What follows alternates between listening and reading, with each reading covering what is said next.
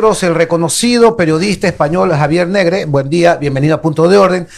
Buen día. ¿Dónde está parado hoy el Ecuador y dónde podría estar si el resultado de la elección del domingo es favorable al socialismo del siglo XXI? Bueno, buenos días, gracias por la invitación y por la defensa que hacéis de la libertad de prensa y por el ejemplo que hacéis de periodismo a pesar de los ataques. Bueno, está claro, ¿no? Lo que puede pasar el domingo. Tenéis una candidata comunista, una candidata correísta, que es la títere de un prófugo de la justicia, como es Correa, que lo ha dicho claramente en el debate, que ha reconocido que Venezuela es una democracia.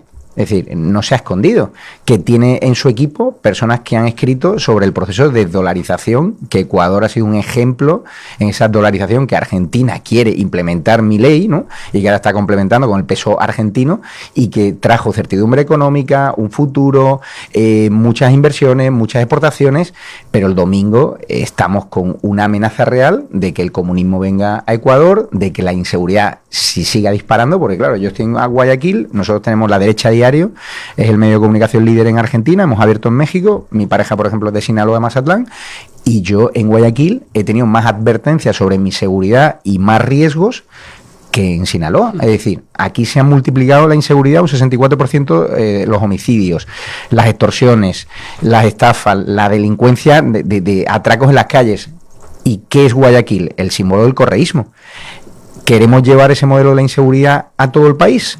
¿Queremos llevar un modelo que señala a los empresarios, que los criminaliza para que vengan los de siempre, que es el Estado, los Correa y compañía, a forrarse, a subirles impuestos? Porque claro, Guayaquil, yo tengo amigos que estudian conmigo en Estados Unidos que son un ejemplo de empresarios. Aquí hay gente honrada, gente trabajadora en Ecuador, desde abajo hasta arriba. Pero aquí lo que hay un sistema montado por parte de organizaciones internacionales que promueven la delincuencia organizada. Los cárteles de México están entrando aquí sin ningún problema. Los cárteles de Colombia, es decir, aquí una inseguridad promovida por parte del correísmo, y a mí me dicen fuentes que se dedican a los servicios de inteligencia que aquí parte del enero caliente que habéis tenido de aumento de la delincuencia ha sido azuzado por el correísmo que controla esas bandas organizadas y le interesaba crear un caos desordenado, inseguridad y provocar miedo en esa gente que piensa que el responsable es Noboa, que como quien dice acaba de llegar al poder y lo único que ha hecho el buen hombre es ser honesto, no tener ni un caso de corrupción, tratar de estar a pie de calle, ir a Estados Unidos a negociar directamente con Trump que invierta más en seguridad aquí, traerse a Eric Prince de Blackwater, que no es cualquier rompepiernas, que es la persona a la que Trump le ha encargado solucionar el conflicto de Venezuela. Y el domingo Ecuador lo que se juega es estar cerca de la foto con Lula da Silva, con Cuba, con Venezuela, o estar en la foto de Trump, estar en la foto de Elon Musk, estar en la foto de Milei, estar en la foto de Bukele, en un momento geopolítico donde cualquier cambio hacia la inestabilidad, hacia la incertidumbre, va a provocar que fondos de inversión me constan que están muy pendientes de las elecciones del domingo para saber si meten dinero aquí, si se lo llevan fuera, y hay muchos empresarios con mucho miedo a que Ecuador vuelva a sufrir la involución en términos democráticos, en términos de libertad, de cómo trataba Correa a los periodistas, cómo nos trata a nosotros la presidenta de México, señalándonos, criminalizándonos.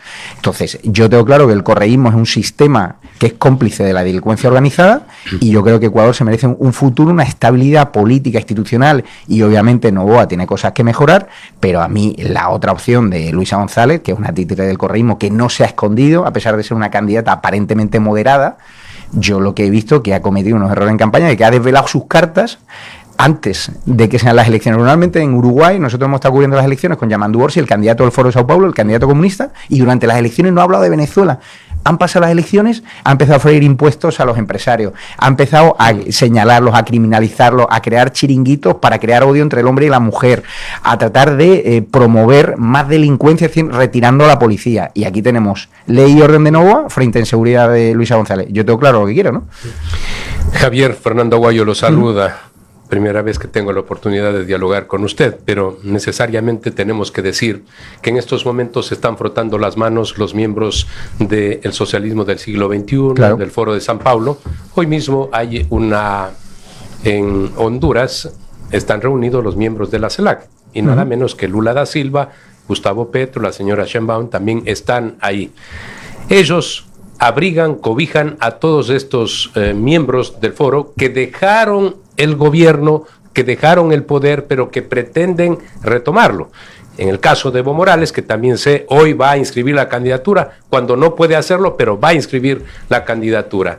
Y ellos se ven de una u otra forma bendecidos por esta cúpula de países socialistas que tienen poder en América Latina, especialmente Brasil y por supuesto México también. Pero yo digo, los organismos internacionales, la misma Organización de Estados Americanos, que ahora desde mayo va a tener al señor Albert Ramning como nuevo secretario de la OEA, claramente pro-chavista, porque el señor siempre abrigó a Maduro y a Chávez en el pasado. ¿Cómo hacemos los demócratas, los países que queremos continuar en esta senda, buscando la prosperidad, para impedir que venga ese grupo que ha destruido a las naciones? Porque qué más ejemplo que el de Venezuela, y parece que quieren llevarnos hacia allá. Hay una alianza internacional en la izquierda, una agenda globalista que está financiada por el narcotráfico, por la trata de seres humanos, y donde efectivamente está el Foro de Sao Paulo, el Grupo de Puebla, y están completamente coordinados. Y en la derecha ahora estamos viendo como hay una alianza internacional, como tenemos la buena suerte que la presidenta de la Comunidad de Madrid, referente de la libertad, Isabel Díaz Ayuso, ha querido interrumpir esa agenda para estar en Ecuador, porque es consciente de lo que se juega el pueblo ecuatoriano, no solo en Ecuador, los ecuatorianos que viven en Madrid, que viven en España, no solo el Ecuador, sino los venezolanos que se han venido aquí, los 500.000 venezolanos que vienen del futuro y que saben lo que está y que tienen que ir a votar. Pero a mí lo que no entiendo de Ecuador es, viendo la primera vuelta, es cómo en Manabí, que le robó el correísmo en el terremoto con la refinería, cómo siguieron votando a Luisa González, que es la candidata de Correa pública. Es decir, que a Correa, en vez de haberlo escondido en campaña, lo han sacado, se sienten orgullosos de un tipo que es un ladrón, que es un corrupto y que está condenado por corrupción y es prófugo de la justicia. Y que va a volver, y hoy, como me decía un taxista, sabemos que cuando vuelva, a Correa no lo va a votar nadie, porque va a invertir en propaganda, va a señalar a los periodistas críticos, si os puede encarcelar, si puede crear ley como está creando nuestro presidente socialista Pedro Sánchez, para que a los 4 medios críticos que estamos, tratar de meternos en la cárcel, cortarnos la financiación, cortarnos todo o echarnos de las instituciones por hacer preguntas incómodas, que es lo que hacemos nosotros en la derecha Diario Ecuador, salir a la calle y preguntarle a la gente, ¿por qué te gusta Luisa González? No, porque es moderada, pero si está diciendo que Venezuela es un régimen democrático, no es una dictadura. Entonces nosotros al menos lo que tratamos de hacer es a esa gente que a lo mejor no ha tenido tanto criterio, ponerles las cartas encima de la mesa y decir, señores, el domingo jugáis mucho, ¿qué queréis traer la foto con Trump en esta guerra arancelaria donde Noboa ha demostrado que tiene interlocución directa y puede negociar directamente para esos empresarios de Guayaquil y de todo Ecuador que se juegan mucho dinero? ¿O quiere estar en la foto de Lula da Silva que está subiendo la inflación, en la foto del kirchnerismo en Argentina que afortunadamente con Milei lo has hecho desaparecer, achicando el Estado, bajando impuestos después de décadas de corrupción?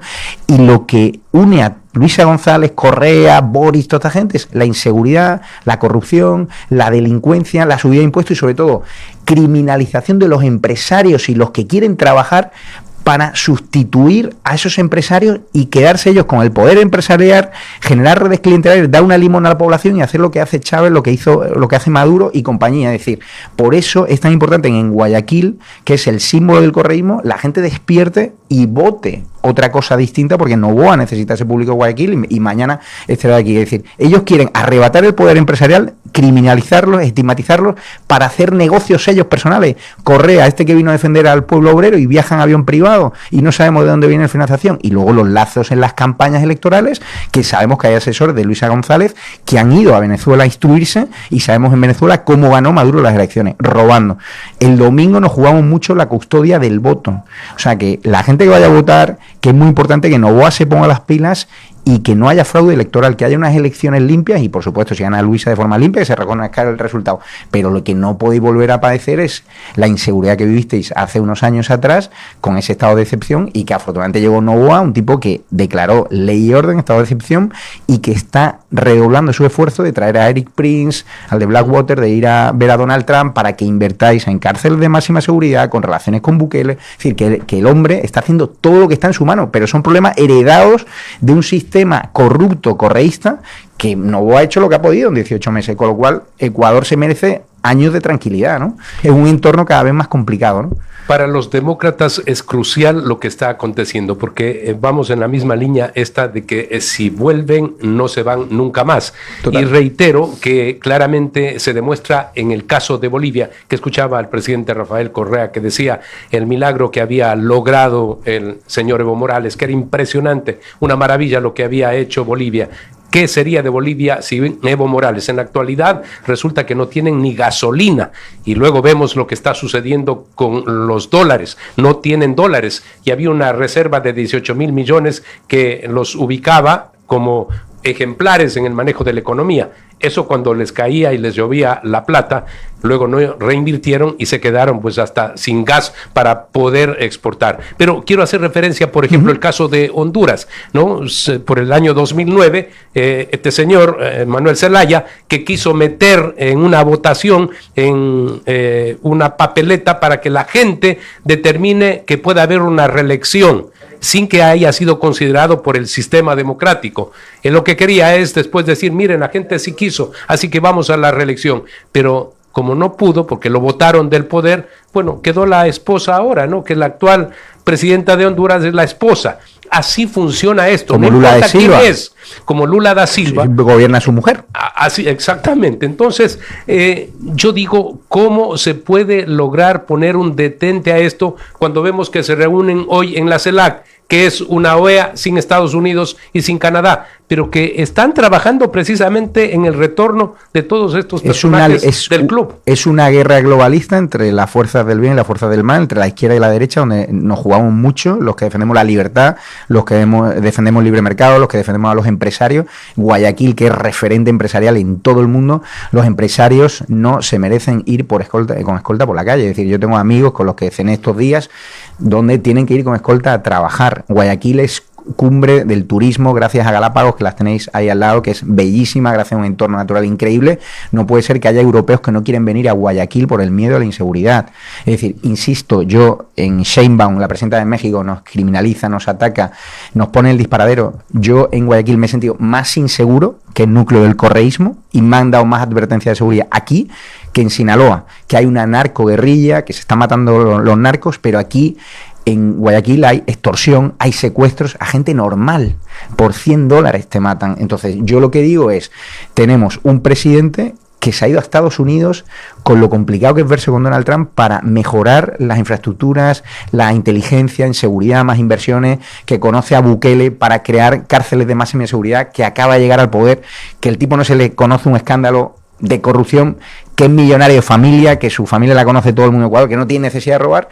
Y hoy me encontraba un taxista y me decía, no, es que yo voto a Correa porque, mira, si esa carretera yo sé que costaba 1 millón, al final él la ponía a 100 millones, sé que se quedaba dinero, eso es el testimonio del taxista, pero al menos se hacía la carretera, pero es que los otros no hacían nada. Digo, ¿de verdad me estás diciendo que estás blanqueando una corrupción? ¿No es mejor apostar por un presidente que no tiene un escándalo de corrupción y que si ha podido tener gente en su entorno mala los ha votado rápido? Entonces yo lo que creo, nos jugamos una guerra en términos de libertad brutal en España por nosotros destapar el escándalo de la mujer del presidente del gobierno de vuelos secretos a República Dominicana, no sabemos hacer qué, pero un escándalo de muchos millones de euros en mordida, donde ella hacía cartas de recomendación, la mujer del presidente Pedro Sánchez, socialista, para empresas que licitaban con el Estado y se llevaban los contratos siendo las peores, ¿no? Y estamos viendo como la presidenta de Madrid, por plantarle cara, todos los recursos del Estado van contra ella, contra los periodistas que tratamos de plantarnos. Vosotros sabéis de persecución de periodistas, lo habéis sufrido, pero a mí lo que me da pena es eso, llegar a Guayaquil, una ciudad increíble, y sentirme inseguro y que no hay un tejido estable empresarial para crear más allá. Y me consta que el domingo hay muchos fondos de inversión, hay muchos empresarios ecuatorianos que si viene Luisa González y la desdolarización, porque ella públicamente dice, no va a haber desdolarización, pero está claro que los correístas, el comunismo, su negocio principal siempre, aparte de tener relaciones con el narcotráfico y con las bandas de delincuencia organizada, es el negocio financiero.